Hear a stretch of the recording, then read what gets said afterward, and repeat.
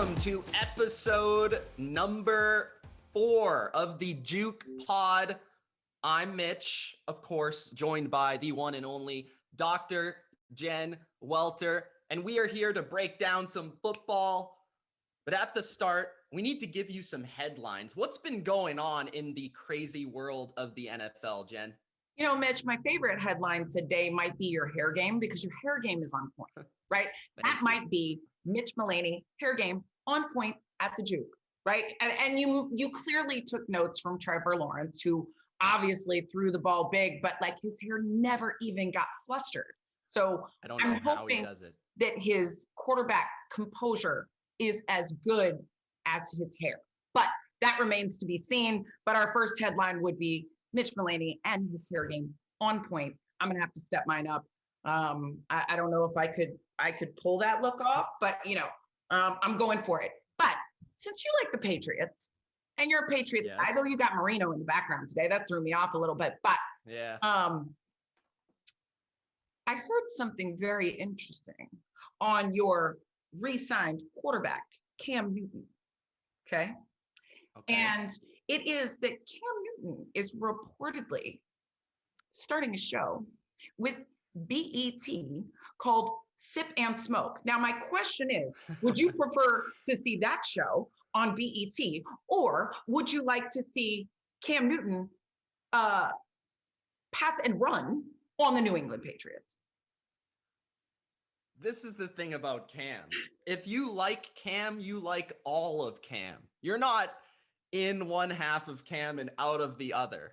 It is all a Cam, and that means the personality in and out of football. And for me, I definitely was interested in watching that show when I heard it was going down, because I'm a fan of the personality of Cam as well as the football player. And I think this is another outlet for him to see it.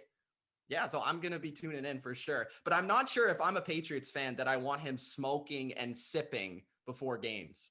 Right. I mean, it's not really a competitive advantage that we typically highlight performance, unless he's, smoking people with his speed and sipping tea in the end zone. From a competitive standpoint, it seems a little interesting. So we'll see how that plays out. But I love how you said if you're in with Cam, you're all in with Cam, because one of his shows that he used to have, which is actually where I met Cam, was, wait for it, All In with Cam Newton. So you are actually on point when you say you're all in with Cam Newton. So my next headline that caught my attention was when Heineke, AKA as I like to call him, Heineken, said that he is ready for, an exciting competition with Fitzmagic. So all I picture is it Fitzmagic pulling tricks out of his beard, and the rest of us kicked back with a Heineken as we watch who will emerge from the Heineken Fitzmagic battle. Where do you fall? I don't know how you can beat a literal magician. Like, how do you do that? He's pulling everything out of his hat. Maybe you give him a lot of Heinekens before the competition. Maybe that's what it is. Maybe he goes on, sip and smoke with Cam Newton prior to the competition, and he sips on Heinekens, and then Heineke slips by him. I see some cross advertising with that scenario. I think we should get those two to hook up. But I think with Fitzmagic, he's the magic man that's literally been reverse aging at this point as a quarterback. So I don't know which one's younger right now. That's a good point. He does seem to reverse age. I do think, though, that age magic of Fitzmagic might go away if the beard was shaved. I think the reverse aging comes with the beard development. I could see that. Right? I think that's part of where he hides the magic. Now, speaking of magic, there's been this combine drill. It keeps coming up. And I can only picture in my mind that there is an invisible enemy, that they are running around and then trying to go straight. Like, Are we doing a bat race with an imaginary bat? Is there a bee chasing people? And what exactly would they be attempting to ascertain by this interesting, there was another word that came to my mind, but I took it out. This interesting new draft phenomenon or pre-draft So I think combine phenomenon. This drill would be way more interesting if they actually had a fly swatter in their hand and we were just releasing flies and they were just having to run around and just swat them down and see their actual hand-eye coordination. Because swatting a fly takes some hand-eye coordination. It does. It does. I mean, it kind of reminds me of like the bat races that you used to have to do where you had to do all of the circles around the bat and they would try and see if you could still run straight, right? Because obviously they're trying to maintain that straight line running. I've seen it before where it was a DB drill and you pretend like somebody's pressing you and then you rip your shoulder and you run, right? Going from a back pedal to forward. But this one, you know, I'm a coach, but I'm going to have to be coachable on this and see what exactly they wanted me to learn. I think it had something to do with the hips, but I'm lost. Hey, so it's like Shakira, all in the hip? Yeah. All right. Hips don't lie. So we're going to say Hips Don't Lie by Shakira. We'll call it the Shakira drill and keep it moving. So my last headliner that might be, I don't know, tattoo worthy would be the tattoo battle that emerged on the Buccaneers battleships that apparently started with BA's promise that he would get a tattoo if they won the Super Bowl. And then, oh, wait for it, Tom Brady responded. What do you think about the tattoo battle, Mitch? I think when you have a tattoo that is that fake from Tom Brady, I think, you know, Bruce might have been outdone by the GOAT, but I just love Bruce Arians saying he's going to get a tattoo when he wins the Super Bowl, winning the Super Bowl, and then getting the tattoo. I mean, is there a better story than that in the NFL? Well, it falls right in line with his no risk it, no biscuit mantra, right? He said no risk it, and he put it out there. And, you know, clearly the TBD was determined to have, you know, BAT, right? Bruce Arians tattoo at bat. Now, there is a deeper narrative, though, that we must reassess because, you know, with you, it always goes back to New England and the Patriots. And I'm curious, does Dollar Bill have to up his tattoo game and come back at BA stronger? I think Bill Belichick's a little busy right now. We see pictures of him. We see videos of him chatting it up with Kyle Shanahan, and Josh McDaniels is there wearing, I don't know if he was wearing one shirt or two shirts. I couldn't tell. He was wearing one of those shirts, but they were watching all the quarterbacks and chatting it up. And I think he's a little busy right now, but maybe he'll get a tattoo of Kyle Shanahan. But I do think that Bill Belichick might be over there like, hey, thanks for that Garoppolo thing you did for me. Really appreciate you taking that guy off my hand. Glad I sold you on how good he was, huh? Wink, wink. Yeah. Right. He's like, I might get a tattoo of you if you, you want Cam Newton next? Because wait, hold on. He's there with the sip and smoke. All right. So those are the headlines. And speaking of Kyle Shanahan, I don't know if you heard, but he kind of did something a little bit bold this past week. He made a trade, okay? The San Francisco 49ers have traded the 12th overall pick this season, 2 first-round picks in 2022 and 2023, a third-round pick in 2022, and they were able to move up for the number 3 overall selection with Miami. Now, the Eagles were also involved in this because Miami wanted to move back up, which I think they're trying to get a receiver, move back up to the 6th pick in the draft. What are your thoughts on this trade? Just your first sense. Obviously, San Francisco is not trading all this capital if they're not picking a quarterback. Who do you think wins this trade? The Niners, Miami, Or maybe even the Eagles. Mitch Trubisky. Mitch Trubisky? Mitch Trubisky. I mean, think about when the Bears picked him over Patrick Mahomes, right? Oh, that's where you're going right, with I'm this. going okay. with this, right? Like, what are we doing? First of all, actually, my thought when I read this was, if you are Jimmy G, you're going, oh, gee willikers. Oh, this doesn't look good for me. Hey, Bill, Yeah. Bill, where you at? Bill, don't you miss me?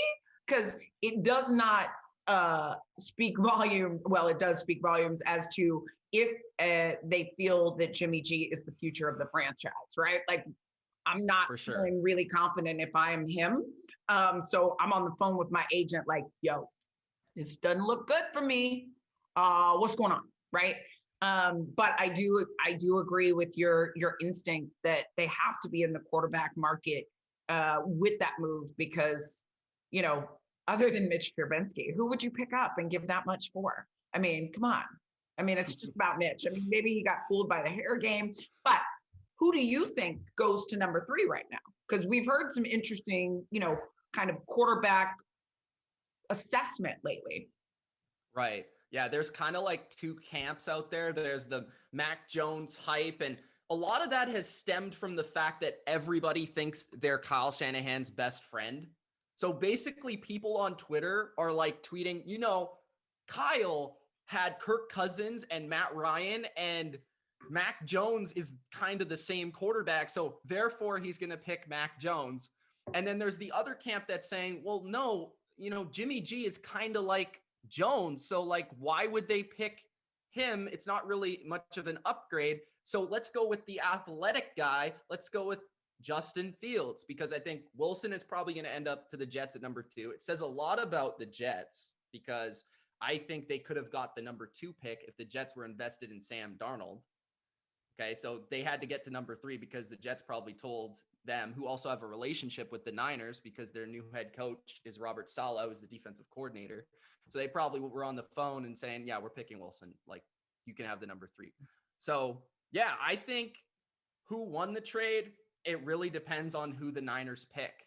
It really does. It really comes down to that. There's no answer right now. But I will say this, as somebody that's not the biggest Tua guy in the world, I feel like Miami might be back in a situation where they're picking a quarterback in 2 years and they might have missed an opportunity. Right. Like how many draft picks was that? Double, triple, quadruple down on Tua, right? By getting out of that pick. They said, we're not putting a quarterback at the highest priority. We think, we need picks in the future. Cool. Or like, now and more to fill in some of these holes. So yeah, Sam Darnold and Jimmy G are in the club of, oh goodness, what are we going to do? Where am I going? What is my future? And I don't think, Shanahan wants Jimmy G 2.0, right? So yeah, right. It's going to be interesting, but it says a lot about where quarterbacks will and won't be in that trade for both San Francisco and the Jets. I'm getting on the phone. Sam Darnold, Jimmy Garoppolo, we've mentioned them already. These 2 guys, I feel, are NFL starters, and Jimmy G has proven himself, taking a team to the Super Bowl as the quarterback. Sam Darnold obviously was a high draft pick a few years ago, who still has plenty of potential and still is very young and has been in a bad situation with New York. So I think they're both worth taking a little bit of a chance on in a trade for a quarterback needy team. Which teams do you see that if you were them, you would get on the phone and you would want Jimmy G or Sam Darnold? Well, I mean, I feel bad for Sam Darnold, right? Like the Jets have just been tough, right? Like, and there was a win situation for him with the Jets. Jimmy G, I almost feel like he needs to go back to Bill B, right? Like he needs to just, I don't know. I don't think that obviously we're going to see him there with longevity, with all that pick towards the movement. So you need somebody who's going to build an organization really around you. And the organization that we've seen that really builds around people is back in New England. So I don't know. I don't know what that says about, sip and smoke with Cam Newton, but if I'm on the phone, that's an interesting conversation. Where else do we have that needs quarterbacks right now, though? We need someone in Carolina. That's a big one. Yep. Right. So that's one of their big needs. We need somebody in Denver. Yep. Those are two of the ones that stand out to me. If you were those guys and maybe those were your two options, where would you think would fit? Oh, if I was picking between those two, as much as I like some of the skill on Carolina offensively, wide receiver, running back, Denver is legitimately a quarterback away from being a contender. Like they feel like Tampa Bay last year, where it was like, if you put Tom Brady on this team, they're going to be really, really good because they have everything else. Denver, I think if with the Garoppolo, with the Darnold, Drew Lock has had his moments, but he doesn't really feel like the guy. I honestly do like Sam Darnold in Denver just from it within the Shermer offense. I feel like he fits. And then all those playmakers around him, I feel he could get the ball to them. I like Darnold there probably more so. Jimmy Garoppolo, I wouldn't mind Carolina, but like, what's the difference here if you're Carolina between Teddy and Jimmy, really? Like, they feel like they're the same tier. Are you willing to give something up now? Like, I felt like they were in for Stafford. They were in for Watson. They were in for these bigger names potentially. Maybe even in the draft, they'll try to trade up. But I don't think they're in for the mid-tier guy. Right. So I agree with Darnold to Denver, but then where does Jimmy G fall? So if we say Darnold to Denver would be good because the Jets, right. we know the Jets need to get some capital, right? Like they're with that second pick and that they've stuck there. They basically said, we're going to draft a quarterback, which is good because then, you get them for a lower dollar value. You can allocate those resources across some other places. You can pay to play with some other guys. So they need to get something for Darnold. And I think Denver would be a good place for them. So let's say we go Darnold Denver. Where's Jimmy G? That's a tough one because I don't think it's New England. There have been reports that says New England is pretty much in with Cam this year, and it doesn't really make sense for them cap-wise given Jimmy's current contract. I mean, that's 20 plus million in comparison to, as we've discussed, Cam at like 5, maybe 14 at an absolute max.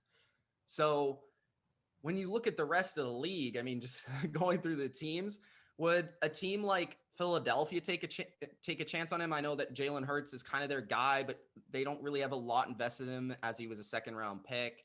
You go through the divisions. Andy Dalton's already in Chicago. I don't think they're making a move there, although I don't really think they do like to keep a roster of kind of subpar quarterbacks. It's That's almost true. Like they want to have they think that a stable would help them. Also, Jimmy is from Illinois or went to Eastern Illinois, I believe. So I don't know. Maybe Chicago. Look, it makes no sense, but it could happen. It could happen. What other team really you just? Well, and you could have said maybe like a Miami, right? It doesn't seem that way. It doesn't seem that way with all that movement, right? Like that would have been, and in all fairness, like San Francisco might have tried that and they were like, yeah, no. Right? Like, because I would have thought Miami was a viable option. And then, with all of what they just did, that conversation might have started about, hey, we got this guy, Jimmy G. And they were like, yeah, no. Yeah, that's really true because when you think about it, like Brian Flores comes from New England, obviously worked with Jimmy Garoppolo. So you would think maybe they like Jimmy Garoppolo there and the capital they have, the cap space they have, it would work like logistically. But I ultimately think Jimmy Garoppolo will remain in San Francisco for this season because I think with Kyle Shanahan's offense, as complex as it is and as many things as he does, I do think he does like to have that veteran, at least to the point where you're going to have another guy. He's going to hand it off to the rookie. The other thing with Jimmy too, is like, he's been injury prone more so than being bad. Like he's been decent when he's been in. So give him the chance early on, let the kid sit underneath him and then ultimately take over, I think might be the strategy. Jimmy G. you just better get it in while you can fit it in, wherever that is. All right. Another piece of news happened outside of the crazy trade. The NFL officially announced that they are going to a 17-game season, a 17-game schedule, essentially.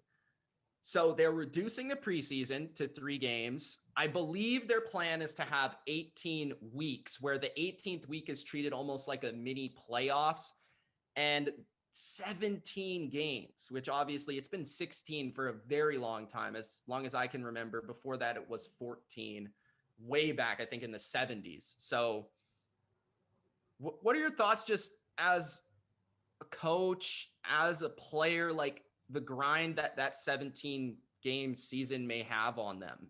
Well, the first thing that my mind goes to is, number one, players don't get paid for preseason games.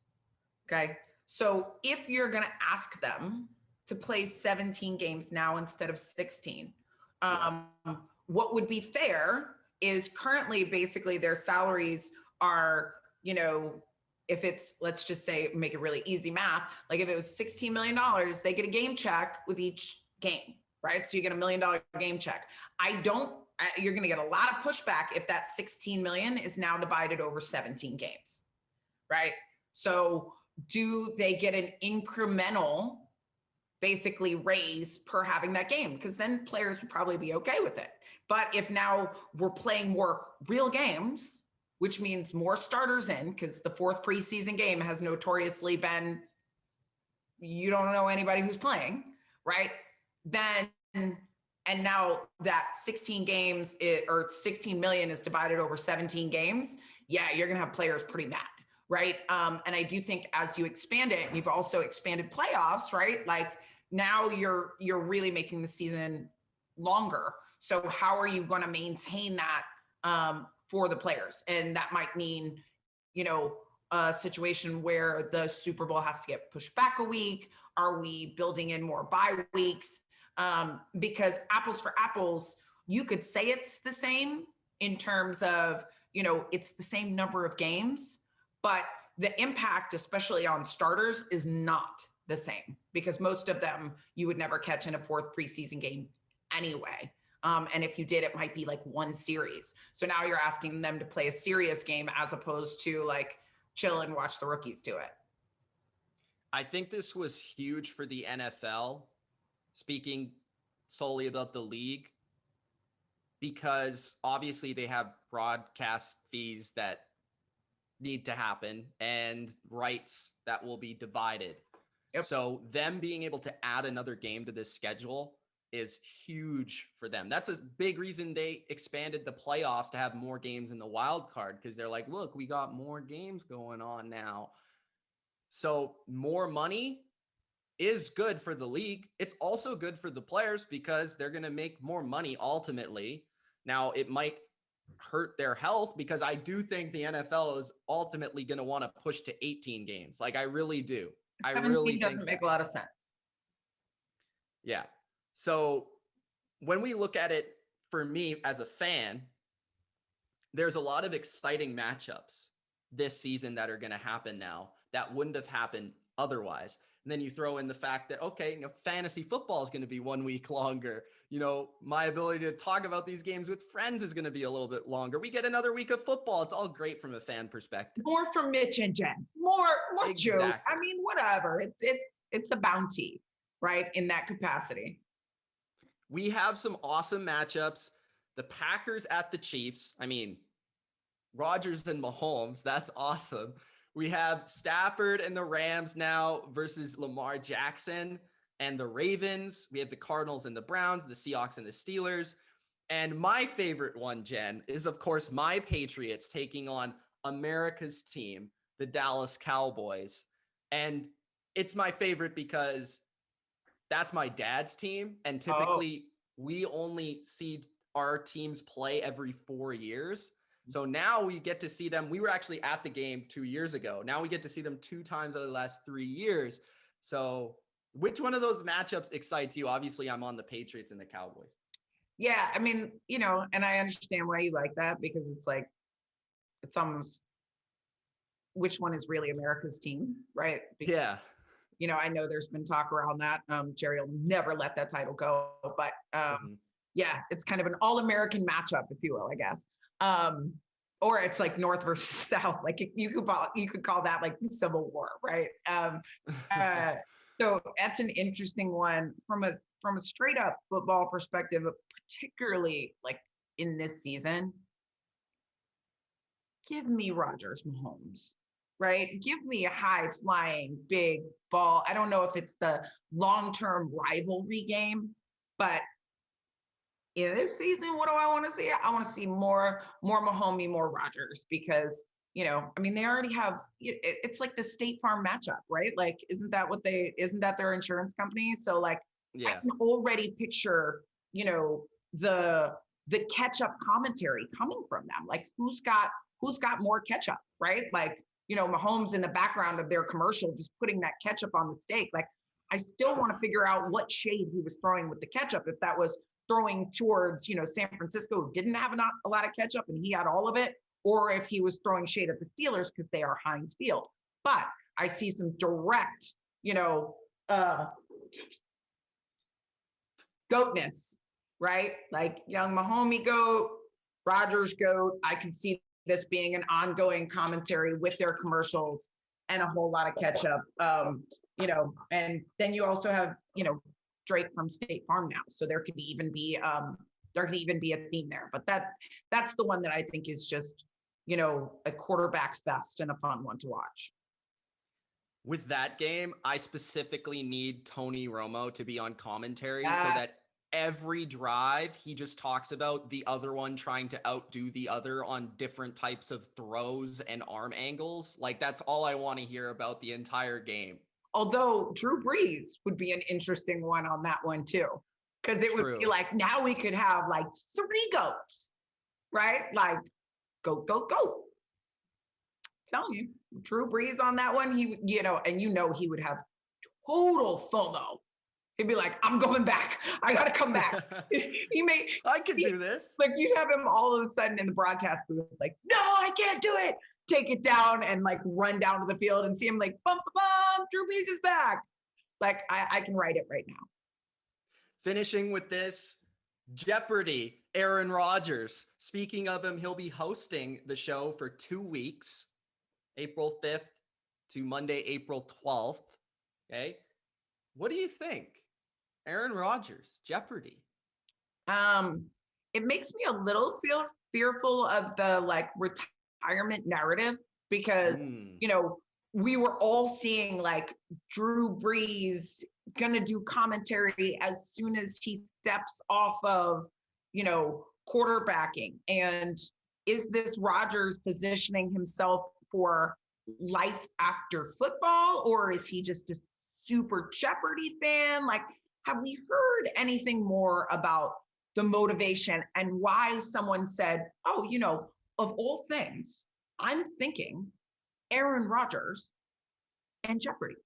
Like, I would not have put them together unless it was Aaron Rodgers with no receivers. The season is in jeopardy, right? Like, why have we put them together, and where did this off-season move come from? So you're right. I think he's a big Jeopardy fan. I think he's actually been on the show before, if I'm not mistaken, as a contestant, I believe.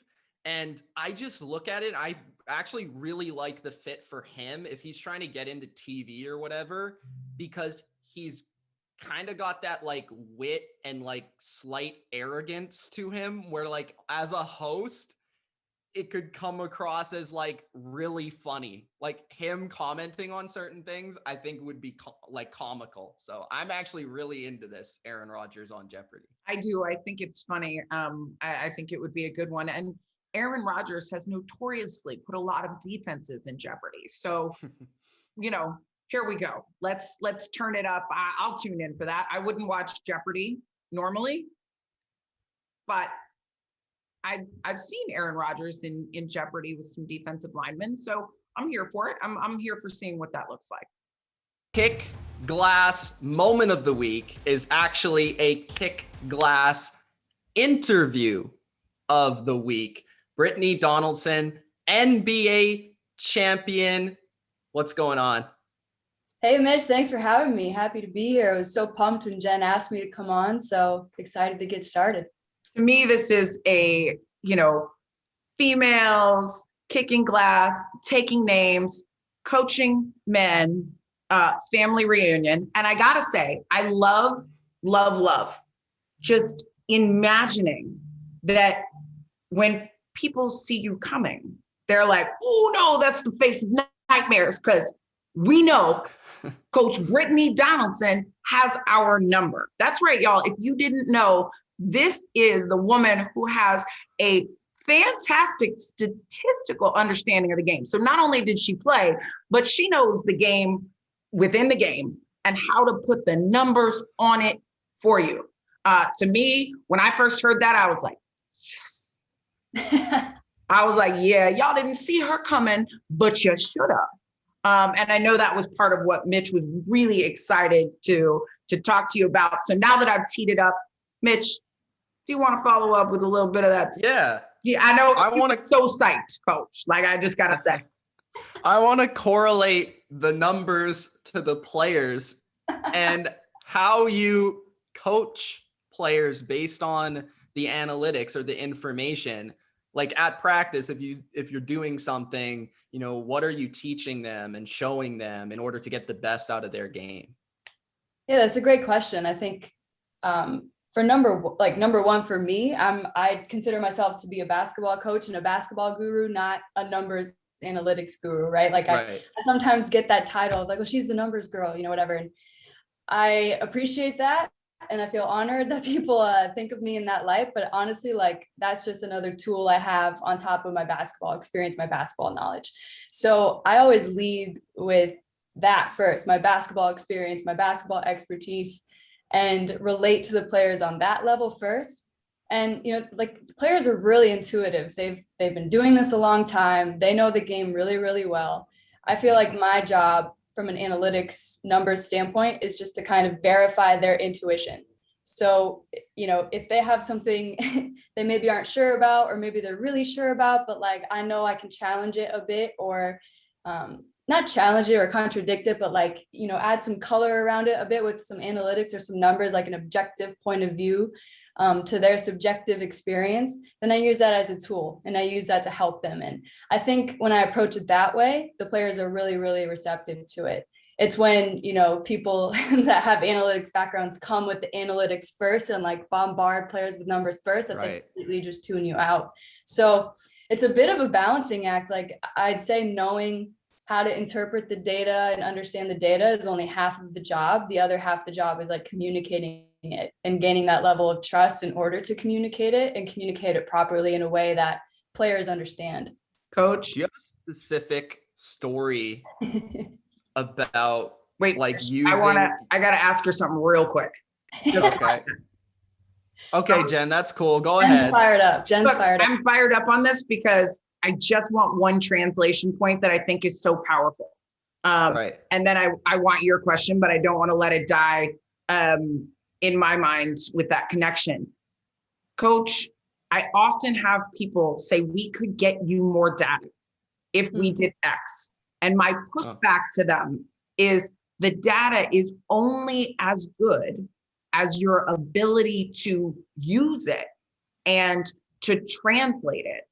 Because I think you're so spot on that it gets lost a lot of the times. Like there are numbers for days and those numbers would add up to nothing if you, or less than nothing, or -0 or 20,000, depending on how you interpret it. And what I loved so much when I first heard about your story is that you were a baller who first then learned about data, but then found her sweet spot in being able to speak that language to players and really be able to make the data speak.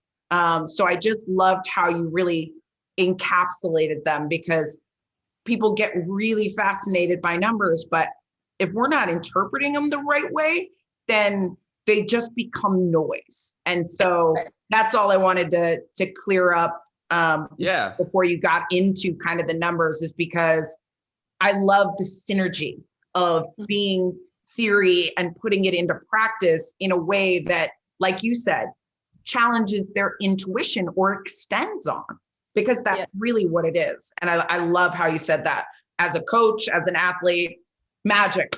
Go ahead, Mitch. Sorry. Yeah, I think it's really important to have the perspective of the player looking at those numbers, because you understand what's doable, what's not doable when you're on the court, right? So my question was, like, have you had a specific example or story of helping a player using analytics to get their game at the next level?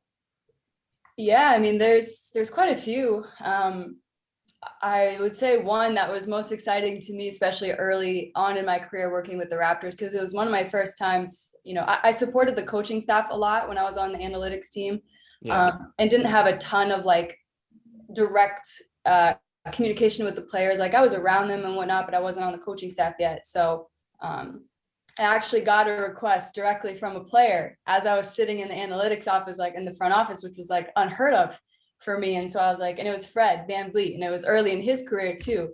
And he was injured. I think it was 3 or 4 years ago. He was injured for a span of months, and was sitting out, and was just like itching to get back. And like, he wanted to learn during that time. He wanted to watch his film and analyze his game. And so he messaged me out of the blue and was like, hey, is there anything you can give me as far as like maybe my shot selection or what's working for me, what's not, like anything at all that you can give me from a numbers standpoint that I can look into.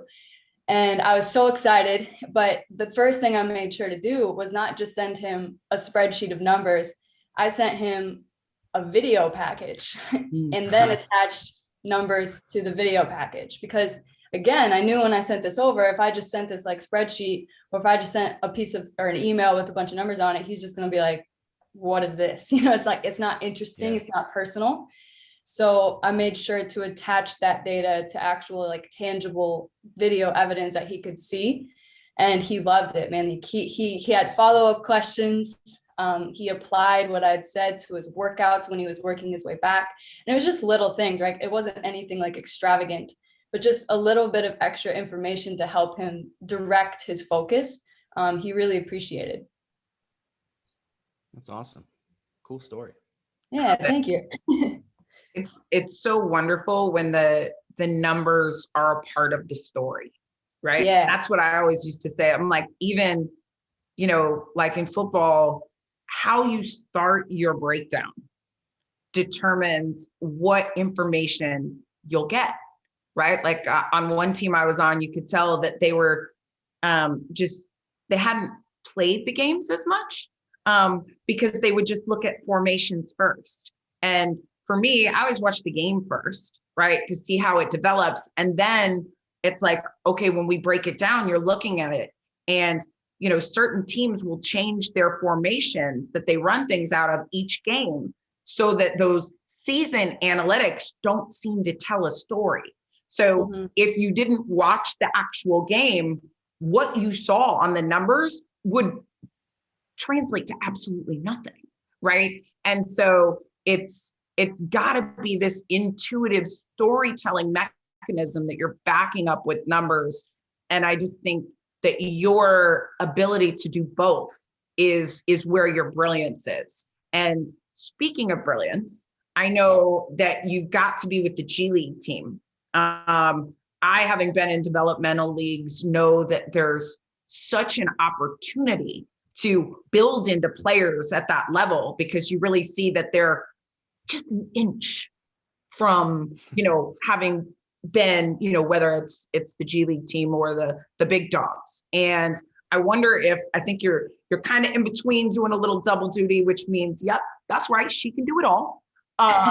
Can you tell us a little bit about coaching in the G League, what you thought was different, and kind of how you saw that season?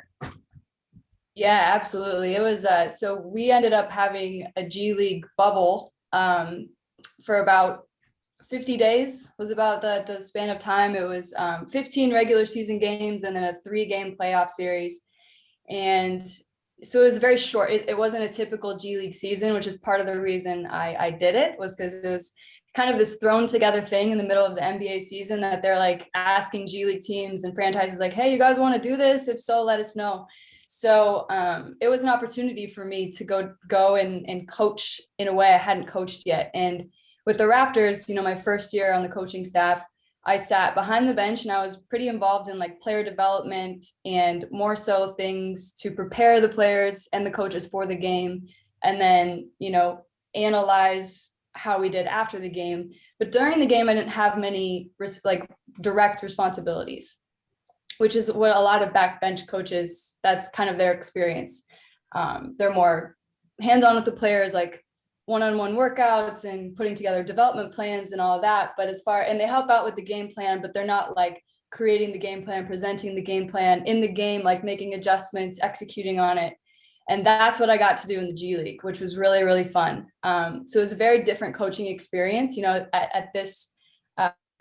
in this role, I was putting together scouting reports, full scout plans for games. I was presenting film to the team. I was out in practice, like running the team through drills. I was putting in plays, you know, all these things that I hadn't gotten to do before by myself independently with the Raptors. You know, I was supporting the coaches in those things and I was giving my input, but I wasn't the one out there doing it. So really, really valuable experience for me. And like you said, the players are just so hungry and eager to get better and learn. And they were, you know, the players have always been receptive to me and people like me. I've had issues with players. But these players in particular were just really fun to coach because of how hungry and eager they were. And like you said, they were just there to get better. There was no ulterior motive. There was no like ego attached really. And that was really refreshing for me. That's awesome. And wait, how was it that you guys finished up in that season? So, man, we were so close. So we played 15 games in 21 days, which is a lot of games. Like that is an insane amount of games in 3 weeks. And we won 12 of them. And, you know, our roster changed a lot in those, because in the G League, you have players coming up and down and you're trading a lot. And there's just a lot of moving pieces all the time. So you're constantly having to adjust and adapt. And so to win 12 out of the 15 games, we didn't have like a real training camp. We didn't have a real like period where we could build camaraderie and like put in a system and all of that. And so to do that in the regular season, we finished first in the regular season. It's really impressive. Yeah. And I was really, you know, excited to be a part of that. And in the playoffs, like I said, it was just 3 games. So each round, 3 rounds, 1 game each round, which is again, not like it usually is. But we lost in the semifinals to a really good team and one we had beaten in the regular season. But again, it was a really good experience. We had 2 players get called up to 10-day contracts in the NBA during that time. So yeah, it was a success all around for sure. Well, you know, as you're out there and you're, you know, using your hands to direct them, I've seen the Raptors rings. Like, does it completely make you have to coach one-handed because it's so heavy? I have it right here if you want me to show it to you. Oh yeah, we want to see it. Oh yeah, I need the bling thing because I feel like I've seen it on big guy hands. I feel like it may be the size of your hand. Yes. Yes. Look at that bling, y'all. That is Coach Brittni Donaldson, NBA champion. And I can tell that she has to, if she ever wears that coach one-handed, because although it would be a good, you know, workout to just have to move that thing around, but you would have to switch hands because you would completely be like Popeye on one side and olive oil on the other if you rock that constantly. And I love that you have that swag, and obviously like now you're back with the Raptors and you kind of have done double duty, which just speaks to how multifaceted and wonderful you are. But the Raptors actually did a pretty kick-ass thing the other day, you know, and they had an all-female broadcast team. How did that feel for you? You know, being the female of the Raptors and to know that, you know, it's hard sometimes as a coach, you can be a little bit on an island, but certainly in that day, you weren't, and you were surrounded. So can you take me through how that felt to you? Oh man, I was so excited. I know all 5 of them personally. Kayla, Kate, Amy, Megan, Kia, like they're just they're all stars, they're superstars. They've been grinding. Like, I have a story about Megan in particular, Megan McPeak. She did the play-by-play, and she's been doing play-by-play at the professional level for like 11 years now. Like, she's been doing it. And I remember, like, when I first got here, I got introduced to Megan because she was doing play-by-play for the 905, our G League team. And she was the only female in the G League doing it. And I got to know Megan really well. And I just remember her telling me, like, even still, after doing it for 7 years, she was still like grinding it out for herself. She'd record herself over games that she'd tape on TV and then just send that to like anybody and everybody who would take it and try and get a job. She wanted a job in the NBA. And she was doing it all herself without any help. And I was so when she like got to do that game, I was just like, man, like, she's been grinding. Like, I've seen it. She's like so good at her job, and they all are. I mean, Kayla's been in the trenches for a long time, and now she's finally getting the shine she deserves. And it's so crucial, I mean, for people to see that and people to see it done well. And it was done so well. It was like, Kia Nurse has been doing this. She's a WNBA player. She plays for the Phoenix Mercury. She has a whole full-time job on top of this. And she just started doing broadcasting and on air and like a year ago. And she's so good at it. Like, the insight she gives is so deep and thoughtful. And like, really, you can tell she's a genius. She's a basketball genius, and she knows what she's talking about. And it was just like, I was so excited. And for, John Wiggins, who we hired to be our director of equity, inclusion, diversity about a year ago, he's just done a fantastic job. Like, he had the vision for this. He was the one that had the idea to do this. And it takes somebody like him to have that sort of vision for something like that to be done. And so I applaud him. I applaud all those girls. It was the highlight of my year for sure. I was like so excited to watch. And it's a rare opportunity that I get to watch our games on TV. Like, and I'm just in a situation now where I was able to watch it on TV and experience that like I wanted to. So I felt really grateful and proud of all of them. It's so amazing. And you touched on something that I know I personally speak to a lot, and that's the importance of having allies, right? Who are in that position that can use their position to be instigators for change. And obviously you've had quite a few. Is there anybody that you would really shout out who kind of was that for you? Oh yeah, I have. I mean, I wouldn't be here today if I didn't have my allies along the way. And that's even from the very beginning, before I even knew working in the NBA was possible. And I'd read your book. I'd like skimmed through your book after you gave it to me about a year ago or however long that was. But I'd like the last 3 days, I read the whole thing in like 2.5 days. I was just like, and reading it, I was like, yes, because you hit on it too. Like, if the coach with the Texas Revolution hadn't like forced you to take the job, if BA hadn't like forced you to take the job, and it wasn't that like we didn't think we could do it. It's just, it didn't seem real or tangible. And so for me, like, before I started working in the NBA, I was working at a sports data provider called Stats in Chicago. And I was crunching numbers and building reports for NBA teams. But actually working for an NBA team, I had never thought of. It just wasn't a visual like possibility for me. And it was my boss at that company that approached me and was like, hey, have you ever considered this? And I was like, well, no, he's like, well, why not? Like, and he pushed me in that direction because I think he saw something in me that I didn't quite see in myself yet. And so I needed that. I needed that encouragement, that push. And, there were several others along the way. But even when I got to the Raptors, Masai Ujiri giving me the opportunity, continuing to put me in places that I never intended to be a coach. It wasn't until he and Bobby Webster in management put that idea in my head that I really started to consider it. And that's what it takes. I mean, some people know exactly what they want to do their whole life. And I've never been that person. I've been this, like, I have all these things I want to do, like I don't have like a one track mind. I have like a bunch of different interests and passions. And so sometimes I need a little bit of, no, try this. You can do this, and a little push in that direction. And that's what I got. And I feel really grateful. Well, I remember hearing that from you and from your lips and seeing the passion at that panel in Ryerson. And I was like, oh yeah, this is my kind of people right here.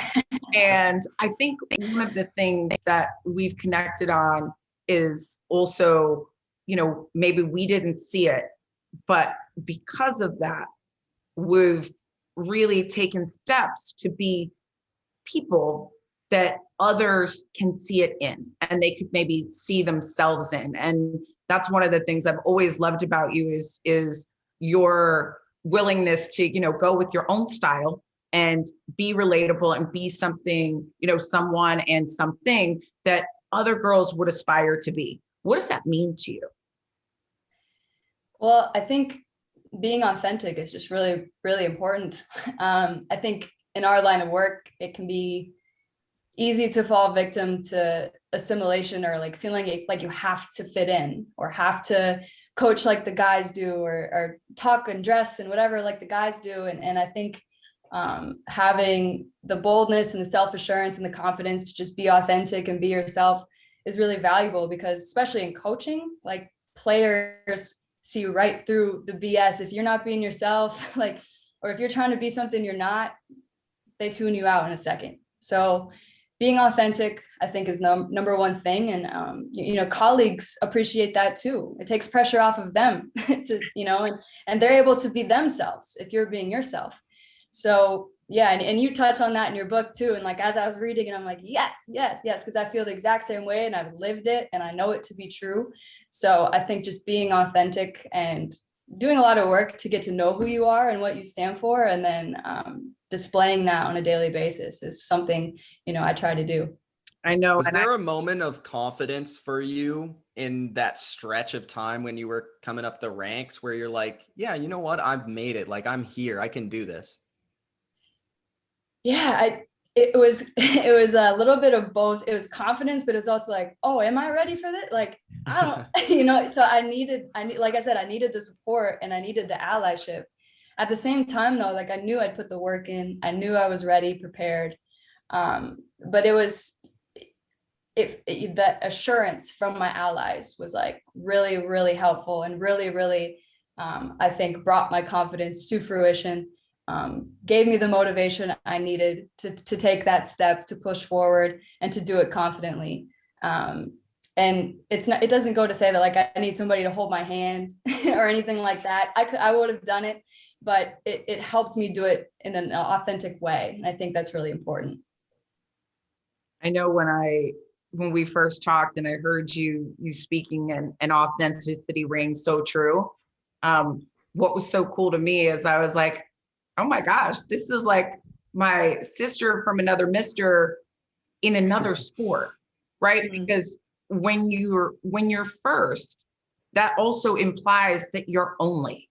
And I know that's something that I've struggled with along the way, is not necessarily always feeling like people get you or get it. And I felt that when we were talking, and I think that's why, we kind of instantly became friends. I was like, I want to come to a game. Here's a number.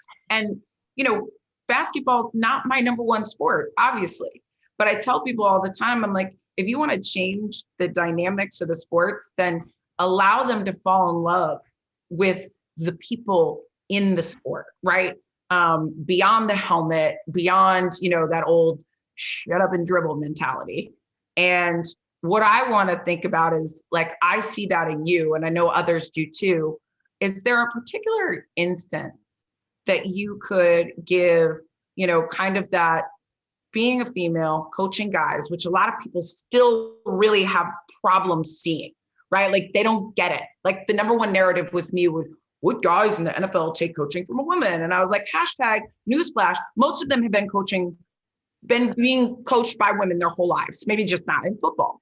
And yet I think when we tell those stories, it really gives people an opportunity to understand and fall in love with some of these guys on a human level beyond just a performance level. Do you have maybe an instance like that that you could share?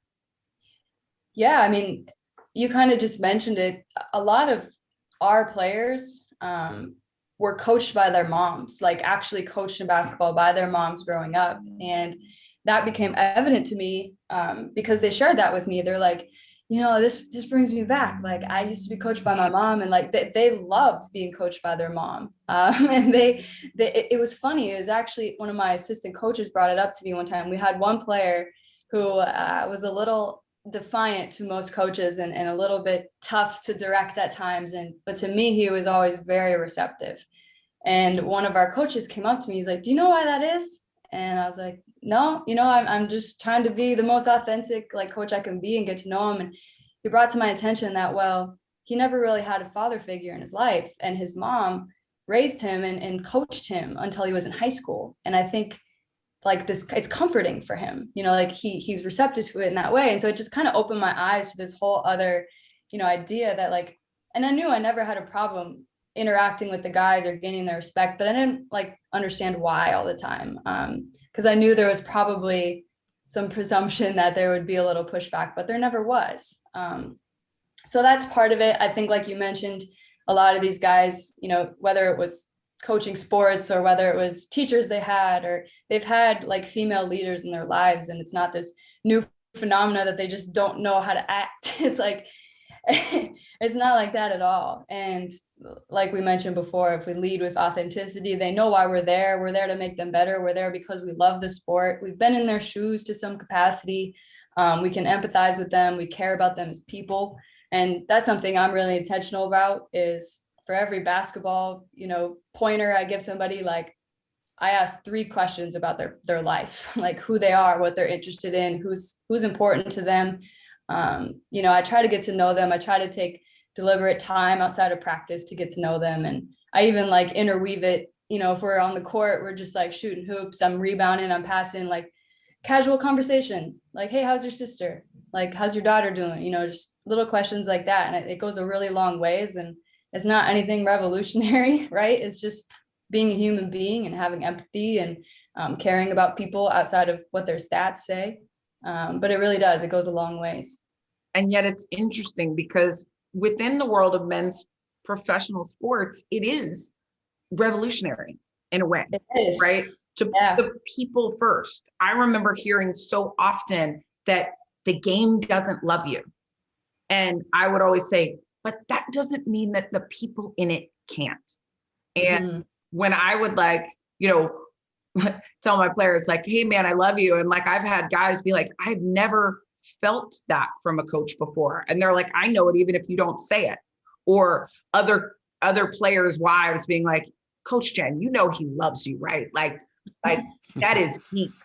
And, I say, when somebody will bring you into their life and trust you enough to like understand who they are, then to tell them something about what they do is really pretty easy, because we already have a foundation of love and trust, and I have your best interest in mind. So if I tell you something regarding a technique, like where it's coming from, and it's like, "Oh yeah, okay, gotcha, coach, thanks," right? But that came from, I think, love and trust, and I love having it reinforced across sports.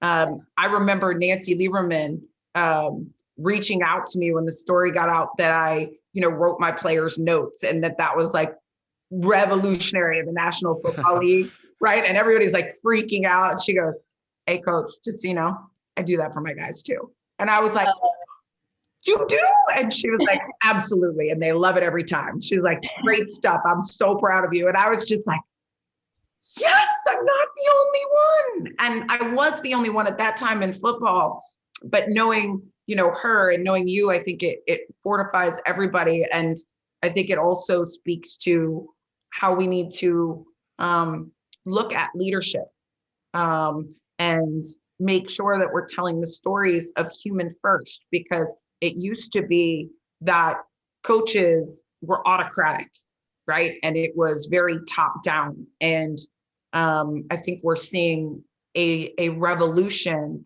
in one where we lead with empathy, and we're coaching both players and people to be their best on and off the field or court. Yeah, I agree. And I still think there's a long ways to go in that department. But But I do think we're making strides in putting an emphasis on not just how a player produces in games, but their actual overall development, both on the field, on the court, and off. We're putting investments and resources into other things like mental wellness and nutrition and sleep. And we're ensuring that, these players feel supported and safe, and in all regards, not just when they're in uniform on the court. But yeah, I would say we're starting to have the right conversations, and we have progress to make, but it's going in the right direction. I couldn't agree more. Maybe speak a little bit to like the perspective, because I actually heard Bruce Arians talk about this with the Tampa Bay Buccaneers, where it was like, I try to have as many different types of people on my coaching staff to relate to the players, but also, to help me as well. So maybe talk about that within basketball and how that helps a team win and become a better team. Yeah, different perspectives is so crucial. I mean, no matter where you are, sports or not, coaching or not, it's so crucial. I mean, in order to make an informed decision about anything, like having as much information as possible from as many different places as possible. And this is my data brain talking, but that's what you want, right? That's how you make an optimal decision. And having leaders in place that value that sort of diversity, or that sort of differences in perspectives and backgrounds and experiences is crucial. Having leaders that just want everybody like them, that think the same, that are yes men, yes women, that's not going to get you very far in the long run. Maybe in the short run it works, but in the long run it won't, because our landscape is constantly changing and progressing and shifting, and you never know what's going to happen, like global pandemic. Okay. So we need people that have different perspectives and can adapt, that have a range of experiences, so that you can pull from those experiences and not just the one thing you know how to do. It's crucial, especially in an ever-changing, ever-evolving environment.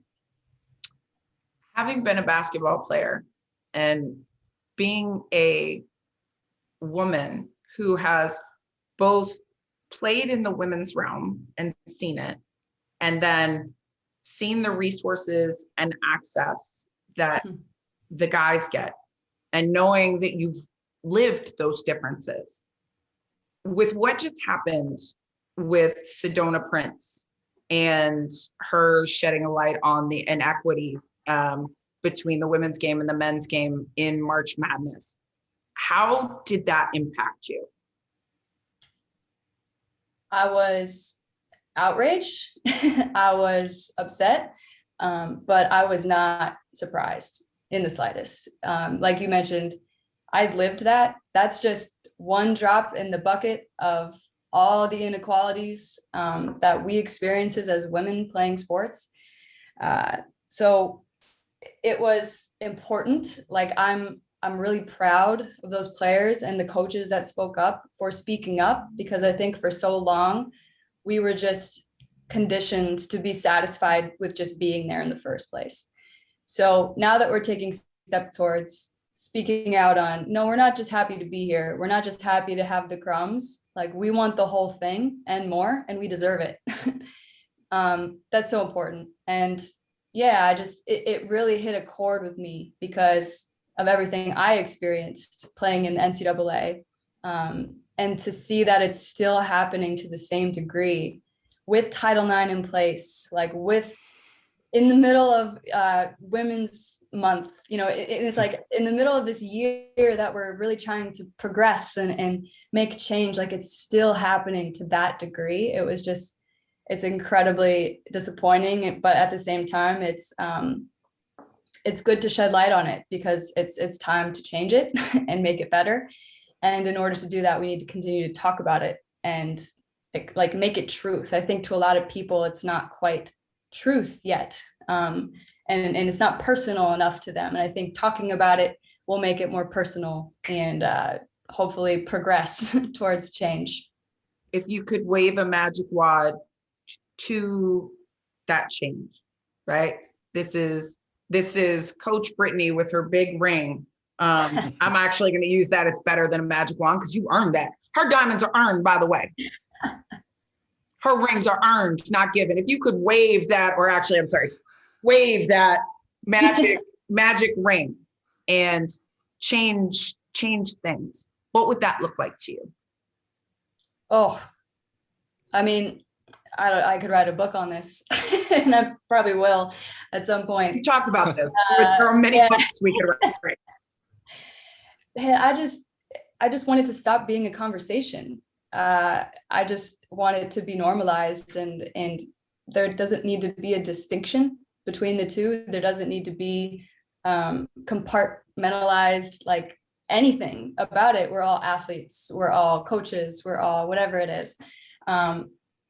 I guess in short, that's what I would want. Just, we don't need to have these conversations anymore. We can just appreciate greatness and appreciate passion and hard work and dedication and all those things that go into being athletes and coaches and being people who work in sport. And we can just leave it there.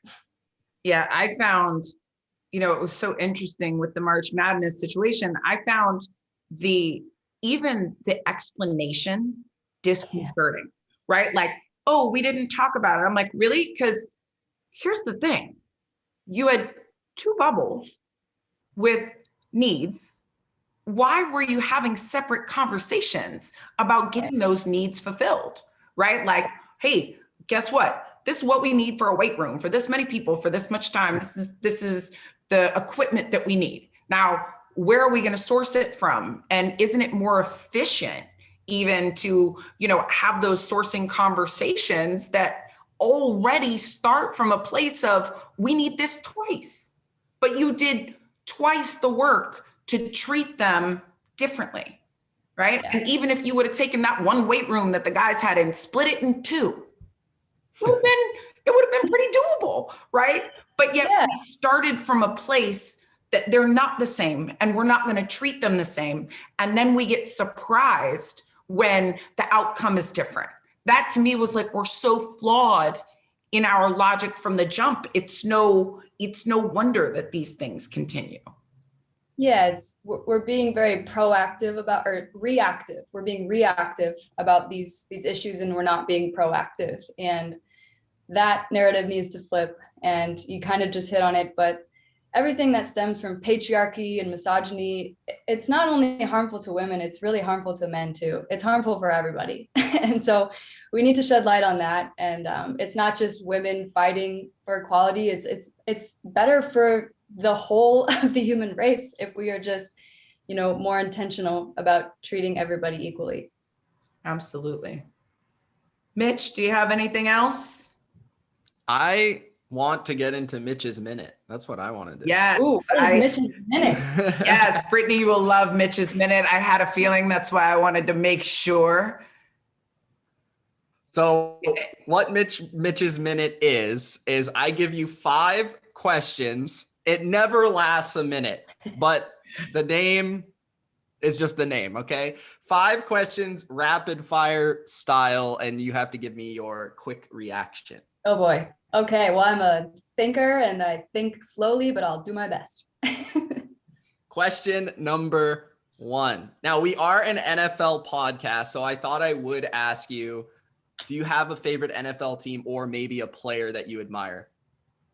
I grew up watching Dan Marino, which is funny because you have the jersey. I'm not lying. That was my guy and that was my team. So I'm going to say the Dolphins. Awesome. I picked the right jersey then. Yeah. Number 2. What was your reaction to Kyle Lowry staying with the Raptors? Heck yeah. I'll keep him as long as I want. Yeah. Keep him as long as we can. Number 3. The biggest difference between the men's basketball game and the women's basketball game? Can I be honest? Yeah, totally. Preparation and execution. Okay. Can you expand on that if you mind? To me, I think the women's game spends more time in prepping and executing on that preparation. The men's game sometimes it seems can get a little bit enamored by raw talent and athleticism and highlight reels. So I'm speaking in generalities. Obviously, there's exceptions to this, but overall, that's something I observe. From the outside perspective, I would say that the men's game is kind of more individual driven and the women's game is more team driven, but that's just my opinion. Number 4, favorite stat that you ever came across with a player or a team? Like you were just looking at it like, what is this? Oh man, favorite stat? Oh man. Or just a crazy stat that you couldn't believe. Are we talking about basketball stats? Any stat. Oh, I read this one the other day. I think 96% of C-suite level females played sports growing up. So 96% of women who hold CEO, COO, CFO positions played sports growing up. I thought that was a staggering stat. Final question. One-on-one ISO, okay? What is the move? What are you doing? You have to have it. Last play of the game. Yeah. I'm a step back between the legs person. I like to play the mental game. I like to have counter moves, and I like to think that I can make the defense do what I want and then counter that with another move. I like that. I'm not like short bursts of speed get by somebody, but I can play the mind game and get you to do what I want. Awesome. All right, that is Mitch's minute, and that is Brittni Donaldson. Jen, wrap it up. I will, because I have one question that usually is my football question. So Brittni, I talk about FBI, which is football IQ.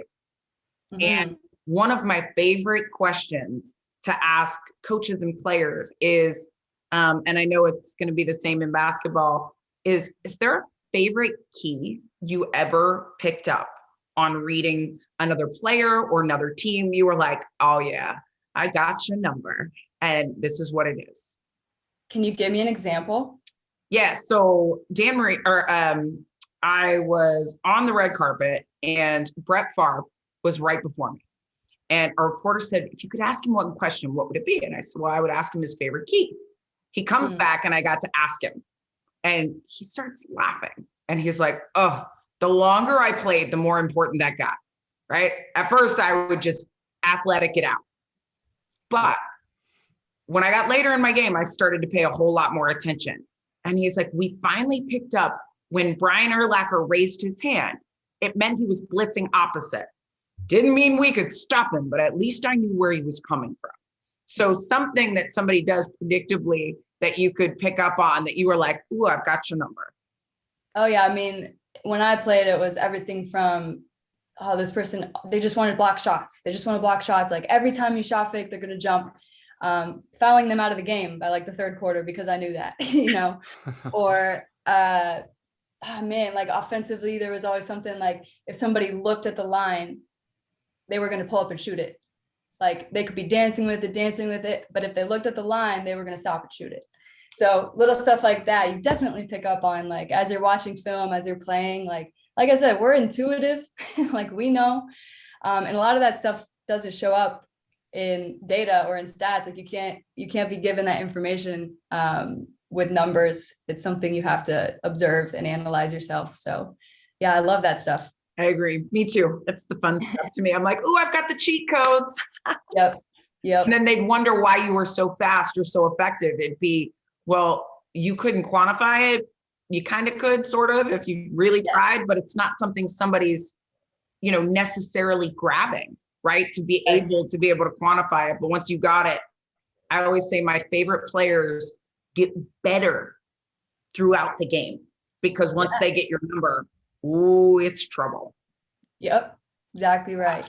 Well, I must say, this is quite possibly one of my favorite conversations, and certainly my favorite kick glass conversation, because though we might be in different sports, I think we have very similar spirits. And everything you do, I want you to know that you have a sister on a I can't say parallel path because we all kind of do like this, but at least somebody that you can call every time. And I just want to thank you for opening up and sharing just the wonderful person that you are with everybody listening and giving those insights, because I know I could sit and listen to them all day. Oh man, I want to echo all those sentiments and just say having somebody like you to follow in your footsteps and see what you've done and be able to literally just pick up the phone and call you at any moment, like you don't know how much that means and how grateful and special that is to me. So thank you. I'm so happy we've crossed paths, and it was a pleasure being on the podcast. Anytime. You got me. I'll let you go. Yes, sir. Episode number 4 of the Juke.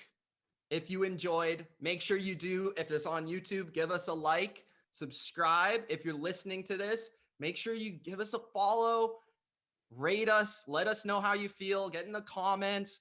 If we could do anything better, if you want to see anything, or if you want us to talk about anything, let us know in the comment section. We want the feedback for sure. Also, make sure you do follow us on social media, Instagram @theJukePod, Twitter, and also TikTok, where we're putting out some content. So check us out.